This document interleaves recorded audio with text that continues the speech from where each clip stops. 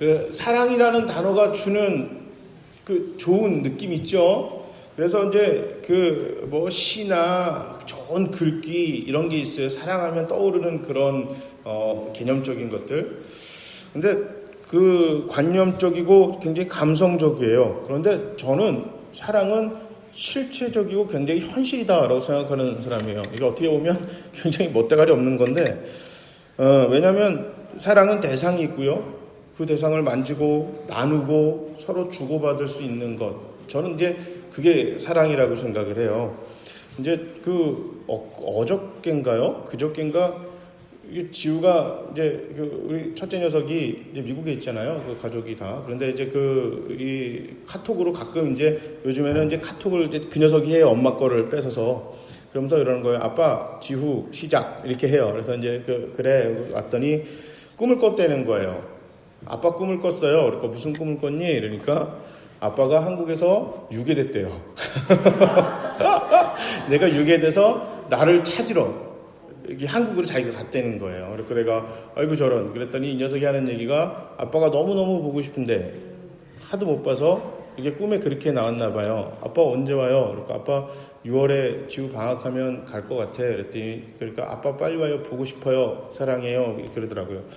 여러분 사고로 봐 이게 얼마나 보고 싶으면 그 아이의 꿈이 그렇게 나올까요? 그냥 사랑해 라고 하지만 이 녀석이 아빠가 자기를 사랑한다는 얘기를 수없이 들어도 옆에 없잖아요. 옆에 없고 만질 수도 없고 레슬링도 못하고 아빠랑 테니스도 못하고 저는 좋아하지도 않는 그 곤충이나 이런 거를 다리고 하면서 이게 자꾸 이렇게 놀리는 거예요. 한 번은 저한테 미국에서 선교를 갔는데 니카라과를 갔거든요. 그 니카라과를 갔더니 거기에 정말 바퀴벌레가 엄지발가락보다도 더 크고 날아다니는 막 나방이나 이런 것들이 크기가 상상을 할 수가 없는 거예요. 정말 만지기도 싫고 생각하기도 싫은데 여자 청년들이 저보고 잡아달라는 거예요. 그리고 왜 나보고 잡으라 그래? 이유는 간단합니다. 군대 갔다 왔잖아요. 라는 거예요. 군대 갔다 와도 벌레는 싫어. 그죠? 근데 우리 왜 얘기하냐면 이 녀석이 첫째 녀석이랑 둘째 녀석이 곤충을 너무너무 좋아하는데 저랑 아내는 너무너무 싫어하거든요. 그러니까 이게 재밌는 거예요. 그래서 아빠는 군대도 갔다 왔는데 왜 사마귀를 못 만져요? 그러면서 이렇게 사마귀 잡아갖고 던지고 아빠가 옆에 없으니까 그게 재미가 없고 안 되죠. 그냥 개념적인 게 된 거예요. 자, 우리가 교회에서 사랑을 얘기할 때 특히 하나님과의 사랑을 얘기할 때 이런 관념적인 사상에 빠지기가 쉽습니다. 왜냐하면 하나님은 보이지도 않고 만져지지가 않기 때문입니다. 그래서 그냥 사랑이라는 게 이론적이고 관념적인구나 이렇게 넘어가기가 쉽습니다. 그런데요, 성경 또한 하나님의 사랑이 전혀 관념적이고 개념적이지 않다. 오늘 본문을 통해 예수는 또 이렇게 가르치셨고 성경에 요한복음 3장 16절을 통하여 하나님이 말씀하셨고 실제 몸소 실천하셨습니다. 한번 읽어보겠습니다. 하나님께서 세상을 이처럼 사랑하셔서 외아들을 주셨으니 이는 그를 믿으면 멸망하지 않고 영생을 얻을 것이다. 아멘. 아멘입니다. 이거. 그러니까 예수님은 십자가의 고난과 죽음으로 실제적 사랑을 우리에게 몸소 실천하셨습니다. 자, 오늘 보면 48절과 51절에 보면 예수님이 나는 생명의 빵이고 하늘에서 내려온 살아있는 빵이다 이렇게 말씀하십니다. 여기서 빵은 우리식으로 표현하면 밥입니다. 밥. 그리고 오늘 48절과 51절에 생명 살아있다라는 단어는 요한복음 4장에 무슨 얘기가 나오냐면 사마리아 여인을 그 지역에서 예수님이 만나십니다. 우물가에서 만나시죠. 자, 거기서 예수님이 뭐라고 하셨냐면 내가 주는 물을 마시면 너는 목마르지 않을 거다. 생수를 이야기하십니다. 거기서 말하는 생수와 같은 뜻입니다. 무슨 뜻이냐면 살린다, 살게 만든다 라는 뜻이 오늘 본문의 생명과 살아있다 라는 그 뜻입니다. 관념적인 개념이 아닌 실체적이고 현실적인 것을 말합니다. 이게 본문에서 얘기하는 빵이나 밥, 이 모두 다 먹으면 어떻게 돼요? 배부르죠. 배불러요. 그러니까 이게 우리 안에 들어와서 우리가 살아있게 만듭니다. 살아있게 만듭니다. 자, 그래서 기독교의 사랑이란 듣고 잠시 기분만 좋아지는 말이 절대 아닙니다. 말로 하는 사랑이 아니에요. 현실에서 사람을 살리고 살게 만드는 것이 성경에서 말하는 사랑입니다. 그것을 오늘 본문에서 하늘에서 내려온 생명의 빵, 살아있는 밥, 이것으로 우리 주님은 표현하셨습니다. 자, 요한복음에 57번, 그러니까 57번에 걸쳐서 사랑에 대해서 언급합니다. 본문의 저자 사도 요한도 예수님의 가르침대로 사랑을 관념적으로 설명하지 않았습니다. 자, 현실의 자세다, 이렇게 예수님이 가르치셨어요. 사랑은 개념이 아니라 현실이다, 이렇게 예수님 가르치셨는데요. 요한복음 13장 34절에 그렇게 얘기하고 있습니다. 한번 읽어보겠습니다. 서로 사랑하여라. 내가 이제 나는 너희에게 새 계명을 준다. 서로 사랑하여라. 내가 너희를 사랑한 것 같이 너희도 서로 사랑하여라. 아멘. 여기서 정말 주목해야 될 단어가 서로입니다. 서로. 서로라는 단어에 주목해야 돼요. 영어로는 each other이라는 얘기거든요. 이게 뭐냐면 나와 너라는 뜻이에요. 나와 너. 이게 바로 이 예수님이 가르치신 사랑의 굉장히 중요한 개념입니다. 그러니까 홀로 자기 방에 앉아서 묵상하는 것, 이 자세가 아니라 사람들이 있는 현장으로 가서 서로 나누라는 것이에요. 이것이 기독교의 사랑이다. 그래서 서로를 향한 실제적인 행함이 예수와 성경이 가르치고 있는 사랑입니다. 교회는 공동체적이에요. 이게 무슨 뜻이냐면 혼자 있지만 하나하나가 모여서 여러 있는 공동체가 함께 움직이는 것, 함께 모습을 드러내는 것이 바로 교회의 모양입니다. 초기 교회 때 초대교회의 그 신조, 그러니까 사람들이 그 믿음에 대한 고백 있잖아요. 그 신조가 뭐였냐면 나는 믿는다가 아니라 우리는 믿는다였어요. 이게 초대교회의 신조였어요. 우리는 믿는다. 자, 믿음은 행함으로 드러나게 돼 있어요. 내가 무엇을 믿으면 나도 모르게 그것이 행해집니다. 행함으로 가요. 기독교의 행함은 공동체의 삶으로 드러나게 되어 있습니다. 다시 말해서 기독교의 사랑은 각자 개인의 삶을 통해 발현되는데요. 이것이 한두 사람이 아닌 비슷한 모습의 다수의 삶으로 사회에 드러나게 되어 있습니다. 자, 예를 들어볼게요. 사도행전 4장에 마지막 부분에 초대교회의 모습이 나옵니다. 여기서 무슨 얘기가 나오냐면 자기의 지갑을 열어서 어려운 사람들을 도와주는 그런 모습을 이제 소개하고 있어요. 부자만 그렇게 한 것이 아니라 심지어 가난한 사람들까지도 그랬어요. 아니, 돈이 많아서 누군가를 도와주는 거야. 그것만 해도 대단하죠. 그럼 지갑 열어서 누구 도와주는 거가 쉽지가 않습니다. 내가 돈이 있든 없든. 그런데 실제로 내가 어려운데 누군가를 도와주는 것은 더 어려운데요. 초대교회가 그렇게 했습니다. 예수의 사랑의 실천을, 그 가르침을 공동체가 삶으로 세상에 드러냈어요. 그랬더니 세상이 교회를 칭찬하기 시작했어요. 초대교회의 성령을 통해 하나님의 사랑을 알게 됐어요. 성령이 충만하게 임하니까 이 사람들이 하나님의 사랑을 알게 되었고 그 마음이 성도들을 통해, 그 교회를 통해, 공동체를 통해 구제라는 실체로 세상의 모습을 드러냈습니다. 자, 한두 명이 그랬다. 만약에 예를 들어서 다 그런 건 아니고 대부분이 그런 건 아니고 어쩌다 한두 명이 그랬다면 성경에 한두 명만 칭찬을 했을 겁니다. 그런데 그 초대교회 주변에 있는 사람들, 예수를 안 믿는 사람들이 교회를 평가할 때 공동체를 칭찬했다는 얘기는 그들의 삶이, 대부분의 초대교회에 다니는 사람들의 삶이 누군가를 배려하고 희생하고 나누는 삶이 일상적이었다는 것입니다. 공동체로 삶으로 드러났습니다. 그래서 교회가 칭찬받았어요. 근데 다 그러면 좋죠. 이게 다 그냥 모든 공동체가 교회 구성원들이 다 그렇게 살면 좋겠는데 실제 그렇지는 않았어요. 사도행전 4장 36절 37절을 한번 읽어보겠습니다. 키프로스 태생으로 레위 사람이요 사도들로부터 바나바 곧 위로의 아들이라는 뜻의 별명을 받은 요셉이 자기가 가지고 있는 밭을 팔아서 그 돈을 가져다 사도들의 발 앞에 놓았다. 이렇게 지금 나오고 있어요. 자, 그리고 나서 5장이 시작이 되는데 누가 등장하냐면 아나니아와 삽비라 부부가 등장합니다. 아시는 분들은 아실 수 있겠지만 짧게 설명하면 이 부부는 구제를 통해 자신들의 명성을 챙기려고 그랬어요. 그러니까 좀 이렇게 존경받는 것을 자기가 이것을 통해 얻고 싶었어요. 자, 왜 그러냐면 오늘 제가 좀 전에 읽어드렸던 사도행전 4장의 마지막 부분에 나오는 키프로스 태생의 요셉, 바나바라는 사람이 얼마나 이 사람이 열심히 어려운 사람들을 도왔냐면 자기의 재산을 팔아서 그냥 갖고 있는 돈에 이렇게 조금 여유 자금을 드리고 아니면 내가 오늘 한 끼 굶어서 누군가를 도와준 게 아니라 있는 재산을 팔아서 어려운 사람들을 도왔어요. 그랬더니 사람들이 칭찬했어요.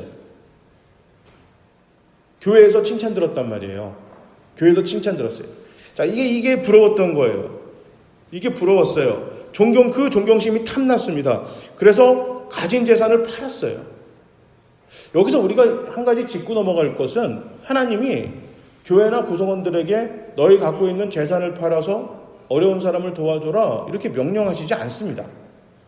이게 의무가 아니에요. 그냥 각자 알아서 자기가 믿음의 분량대로 그 어려운 사람들을 위해서 돕는 거예요.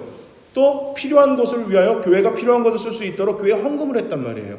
그런데 이 부부는 누가 시키지도 않았지만 그 명예가 보안이 바나바가 칭찬 듣는 게 재산 팔아서 어려운 사람 도와줬더니 교회에서 인정받고 대접받는 거예요. 그게 너무너무 부러웠던 거예요.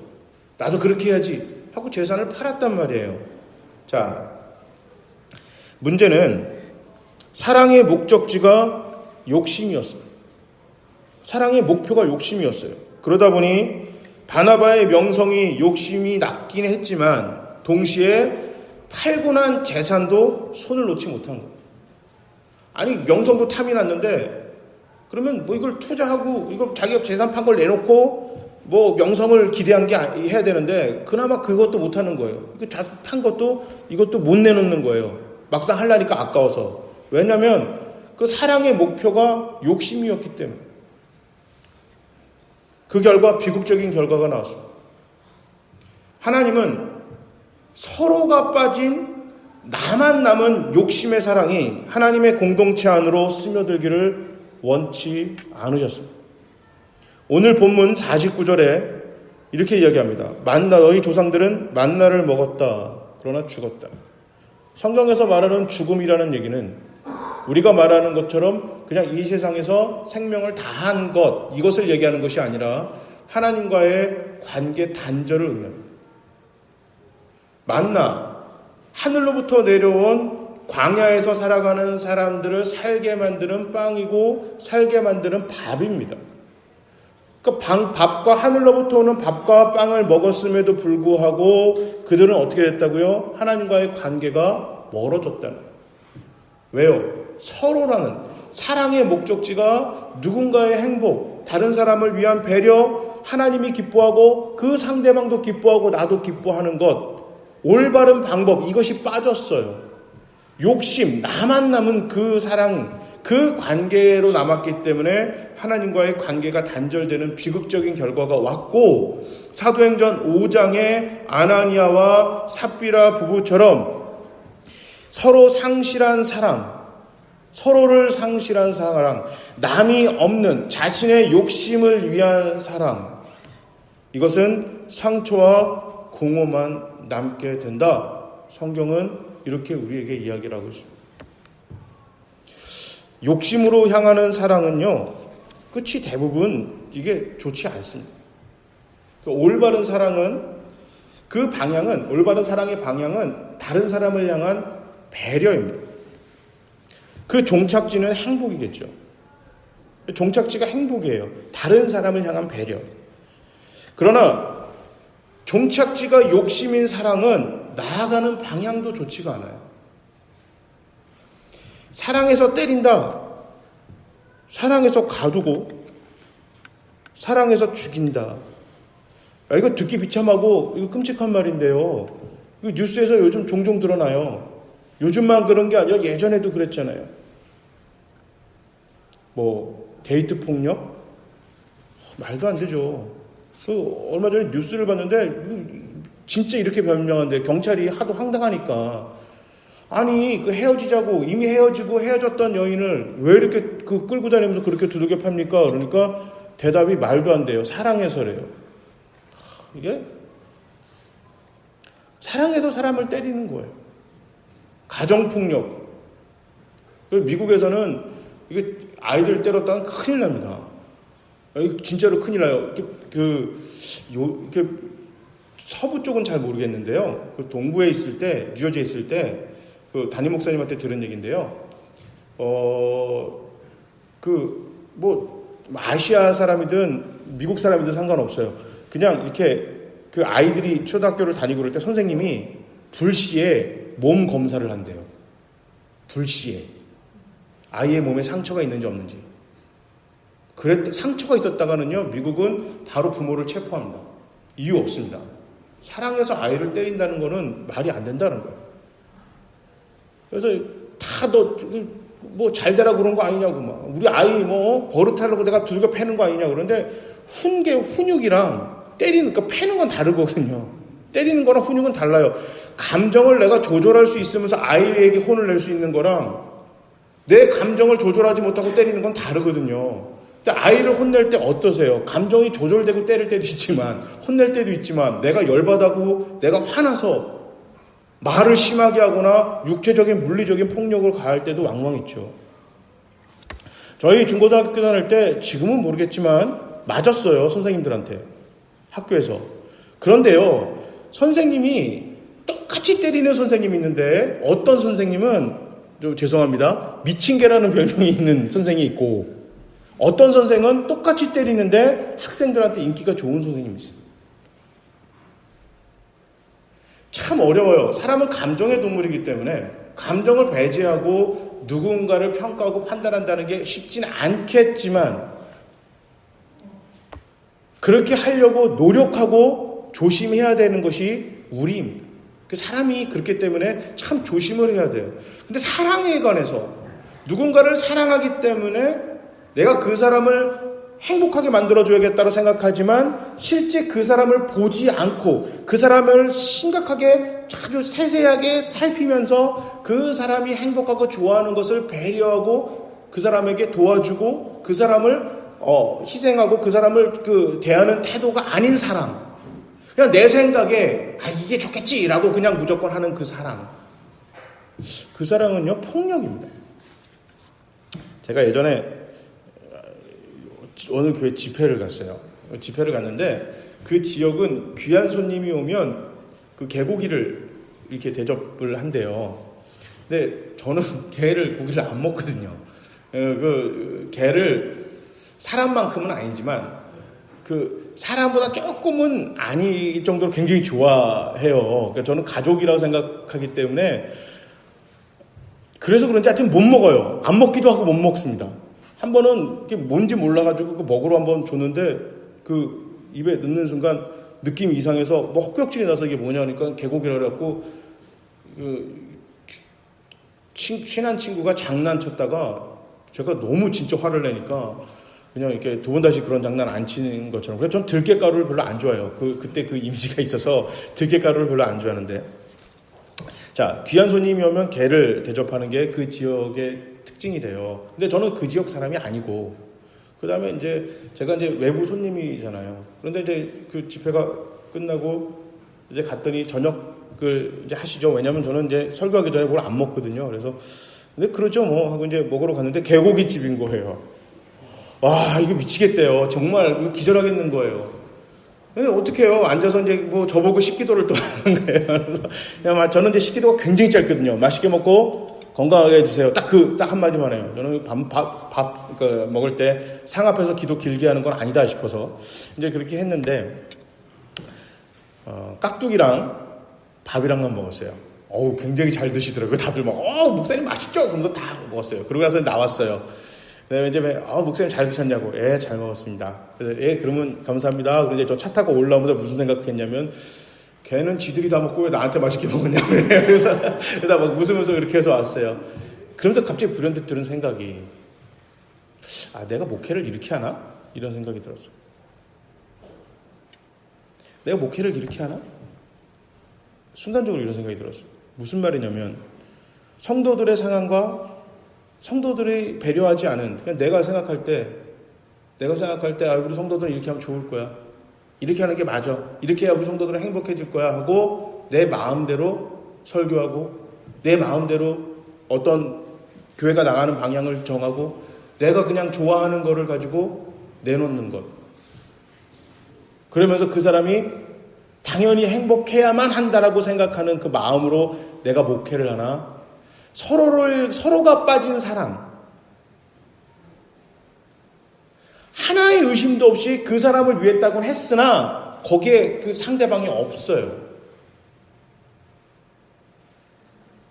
한 번만 나한테 물어봤으면 목사님 개고기 드세요? 라고 물어만 봤어도 아니요 전 먹지 않습니다. 그러면 다른 걸 먹으러 갔겠죠.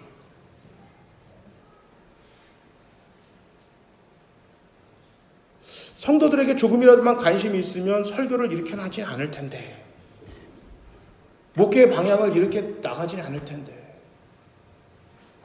하나님이 우리 인간을 너무 배려하고 너무너무 잘하셔서 너희가 알아서 십자가 지고 십자가에 고난받고 십자가에 죽어서 구원받을 준비가 되면 나한테 와라고 하지 않으셨고 이 땅에 그냥 하나님이 직접 내려오셔서 인간이 되셨고 그 다음에 십자가를 통한 고난을 그냥 당신이 받으셨고 심지어 우리 보고 죽으라 하지도 않고 당신이 죽으셨고 그리고 부활하신 다음에 우리에게 하시는 말씀이 고작 나를 구주로 믿기만 하면 선택하기만 하면 너희 구원해 줄게.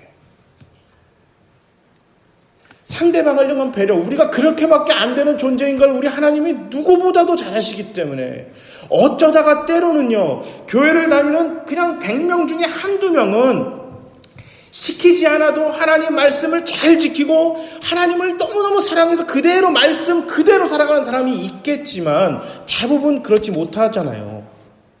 학교 가면 선생님이 시키지도 않아도 숙제를 하고 복습을 하고 예습을 해오는 그런 아주 정신 나간 이상한 애가 분명히 전교에 한두 명 있겠죠.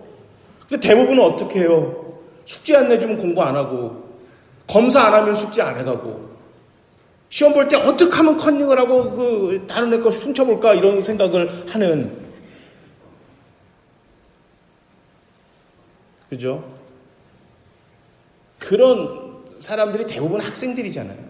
그러니까 선생님이 필요한 거고 선생님들이 학생들 배려하고 학생들 눈에 맞춰서 그 학생들이 조금 더 나은 학생들이 되기 위하여 선생님이 필요해서 그 학생들을 가르치는 것이겠죠. 근데 그것이 없다면 누군가를 향한 배려와 사랑이 없는 행위는 결말이 좋을 수가 없습니다. 상대방이 행복한 것이 사랑의 목적입니다. 상대방을 배려하고 상대의 행복을 위한 실제 행동이 성경에서 말하는 사랑입니다. 사도 요한은 요한일서 3장 17절 18절에 이렇게 얘기합니다. 자기 형제 자매의 궁핍함을 보고도 마음 문을 닫고 도와주지 않으면 어떻게 하나님의 사랑이 그 사람 속에 머물겠습니까? 자녀된 여러분, 우리는 말이나 혀로 사랑하지 말고 행동과 진실함으로 사랑합시다. 아멘. 사랑이 이론을 넘어 실천으로 가야 하는 것을 강조했습니다. 자신의 신앙이 깊어진다는 것을 어떻게 알 수 있을까요? 그것은 내 지갑에 있는 돈이 구체적으로 어디로 흘러가는지 살펴보면 알 수가 있습니다. 말이나 글로만 했던 사랑은 여러분 아쉽지만 그건 무효입니다. 무효예요. 내가 남편을 사랑해요. 아내를 사랑해요. 여자친구를 사랑해요. 남자친구를 사랑해요. 내 아들을 사랑하고 딸을 사랑합니다. 내 부모를 사랑합니다. 하지만 상대방에게 돈 한 푼도 안 쓰면 그게 좀 이상하지 않나요? 뭐 거액을 쓰라는 건 아니지만. 그렇잖아요. 뭐, 야, 아빠가 너를 얼마나 사랑하는 줄 알아? 그러는데 그 아들한테 하나도 뭐 사주는 것도 없어요. 내가 이 녀석 요거 사주면, 야, 이번 달 내 월급이, 이게 용돈이 이거 빠듯한데, 이거 한 두 끼는 굶을 것 같은데, 그래도 그 아이가 필요하고 행복하다면 사주는 거잖아. 그게 사랑이에요. 그게 사랑이에요. 성도들이 헌금에 인색할 때, 교회는 사랑에 인색해집니다. 그리고 교회가 그 교회 구성원들만, 성도들만 생각할 때 교회는 세상에 욕심꾸러기 단체가 됩니다. 욕심꾸러기 단체가. 이게 문제가 되는 거예요. 예수님은 말구유에서 태어나셨어요.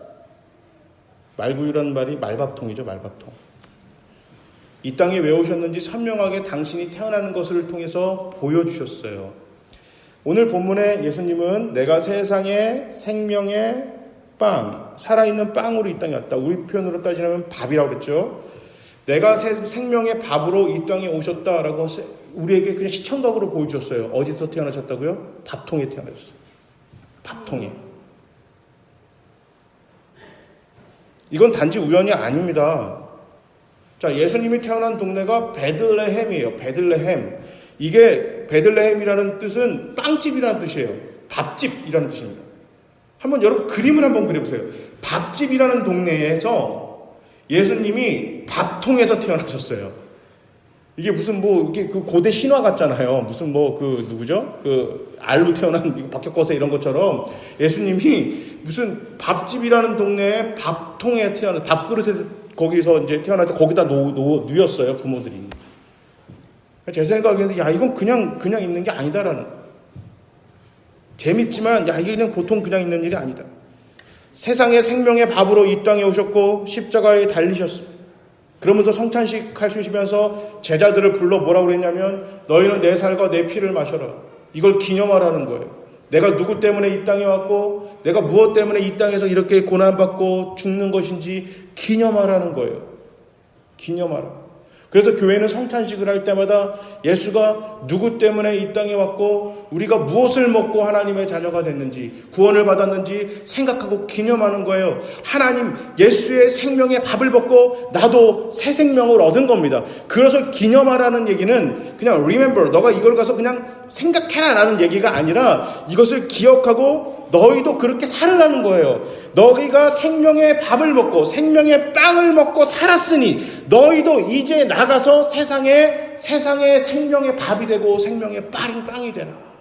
이것이 바로 예수님이 우리에게 원하는 하나님 나라 공동체에게 원하는 삶의 방법인 것입니다. 예수의 사람은 생명의 예수를 먹고 생명의 밥으로 세상을 먹이는 사람입니다. 이게 기독교인이고 이게 그리스도인이고 이 일을 감당하는 것이 교회인 것입니다. 세상은 보암직도 하고 먹음직도 하고 지럽게 할 만큼 탐스러운 것, 누구나 부러워할 만한 것을 가질 때 복받았다 이렇게 이야기합니다. 그러나 성경은 생명의 밥으로 세상을 사랑하고 섬길 때 복이 있다라고 얘기를 해요. 복이 있다. 그래서 너희는 세상의 복이다. 나를 통해 누군가가 복받는 삶, 그 사랑의 행위가 교회에서 성경에서 이야기하는 사랑입니다. 이것을 실천으로 살아야만 하는 것입니다. 해도 되고 해도 되지 않는 의무, 옵션이 아니라 이것은 교회의 의무입니다.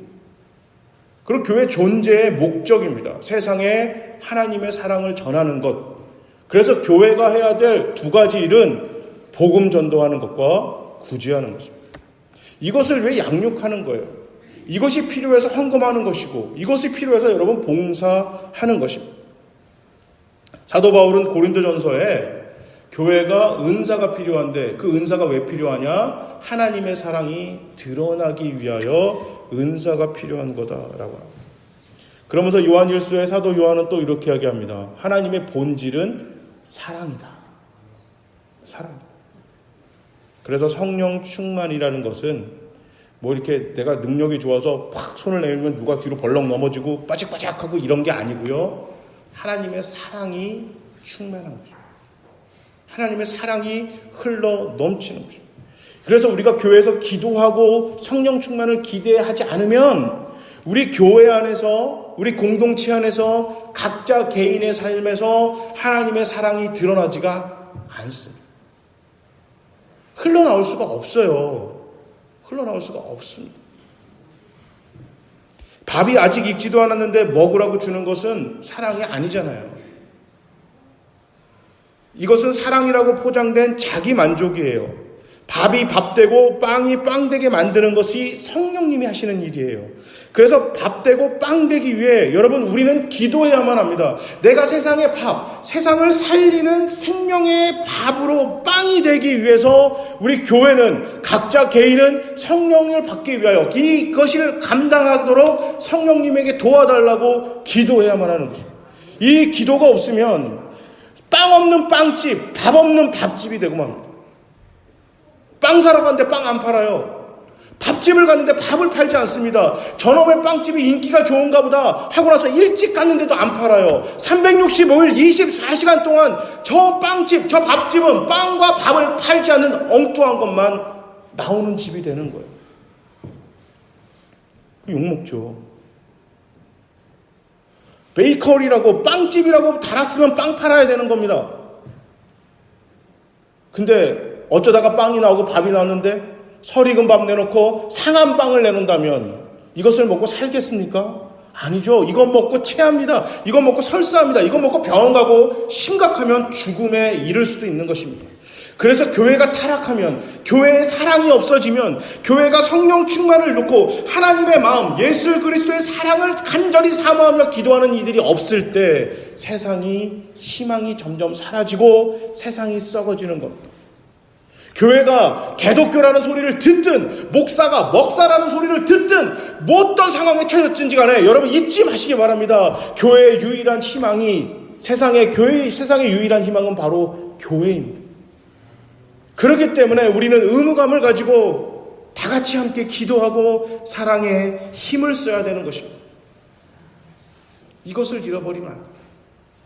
교회가 교회 되기 위하여, 성도가 성도가 되기 위하여, 목사가 목사 되기 위하여, 빵이 빵 되고 밥이 밥 되기 위하여, 다른 누군가의 생명과 풍성한 삶을 위하여 그렇게 살아가는 교회 공동체 개인이 되도록 교회는 기도하고 힘써야만 하는 것입니다. 공부하는 목적이 세상의 생명의 밥이 되기 위하여 합니다. 돈을 버는 목적이 누군가를 살리기 위해서야만 합니다. 우리가 성령을 넘치게 받아야 하는 이유가 바로 세상의 복, 세상의 밥, 사람을 살리는 빵이 되기 위해서 기도하고 노력해야만 하는 것입니다. 다른 누군가의 생명과 풍성한 삶을 위하여 그렇게 기도하고 그렇게 살고 그렇게 노력하고 그것을 붙들고 하루하루 하나님이 부르시는 그날까지 살아가는 각자 개인, 우리 공동체, 우리 모두가 되시기를 주님의 이름으로 축복합니다. 아멘.